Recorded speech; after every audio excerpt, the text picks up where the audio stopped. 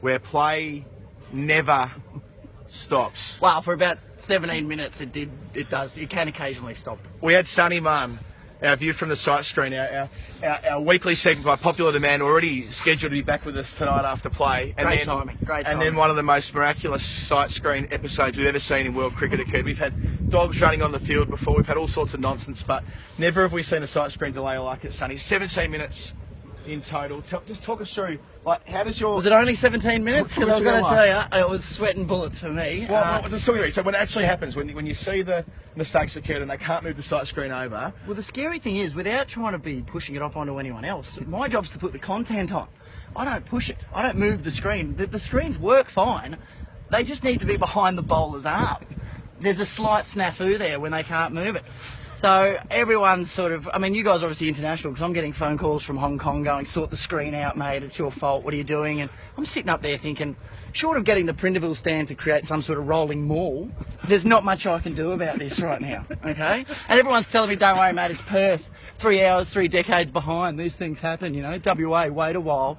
That's not really much relief to someone like me. So, yeah, I've been made the scapegoat, so there you go. Are you any chance of getting the tin tack, or is everything under control? Your boss is okay with you? Look, if they've held on to me for this long, they know that I'm a bit of a nincompoop, but there's a lot of speculation as to whether it was just ineptitude or just sort of non-feasance, or it was nincompoopery, or a bit of mental lassitude from the heat of the prior days, but in all honesty, a couple of cables came out, they couldn't go back in, and 17 of the worst minutes of my life, effectively. But the reason we got you on originally is because you know your cricket, Sonny, Mum. We know you know a bit about cricket. We're going to talk to you each test match, but we'll actually talk about the game rather than just the sight screen this time. We'll treat you with the integrity you deserve. Yeah, there's a vacancy in the Australian top order. Usman Khawaja's done his hamstring, he's done his left pinger. Yep, I'm putting my hand up.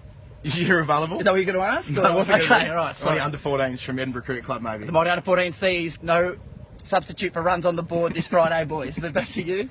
Who do you reckon? Who's your pick for number 2? I think if they stick with their youth policy, they've probably got to go Bancroft. If Sean Mast made a massive one today, you never know, but I think his days are numbered.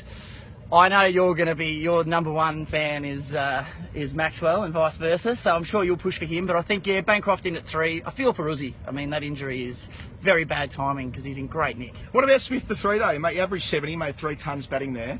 Yeah, showed leadership by going there in the Caribbean, batted well in England. Like, he could go up to 3 and they could shuffle someone into 5, namely Glenn Maxwell. To be honest, I want him wearing one of those Groucho Marx moustaches and batting from 1 to 11, and I'm sure he could, but he's got the C next to his name, he wants to bat at 4, that's where they'll keep him. So I reckon Bancroft in at 3, and your boy Glenn can just sit on the pine and wait for the 2020s.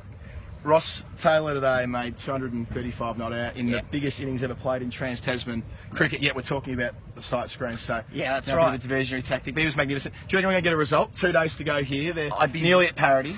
Unless I start operating the deck, I don't think it's going to end up in a result. I mean, it's interesting because it's obviously a pretty benign deck, and it's normally the sort of pitch at the WACA that it's usually, you know, harder than a cat's head and quicker than a rat up a drain pipe, and it's offered nothing. Stark did bowl one of the quickest ever today, but everyone's just hammering on about the 17-minute sight screen delay, which is fantastic. He's been a great sport, Sonny Money. He's going to be back with us in Adelaide in a couple of weeks, provided maybe. Provided they don't. If I'm not there, I'll be at the front of your local Centrelink, so that's fine. This is the final word from Perth Speech tomorrow.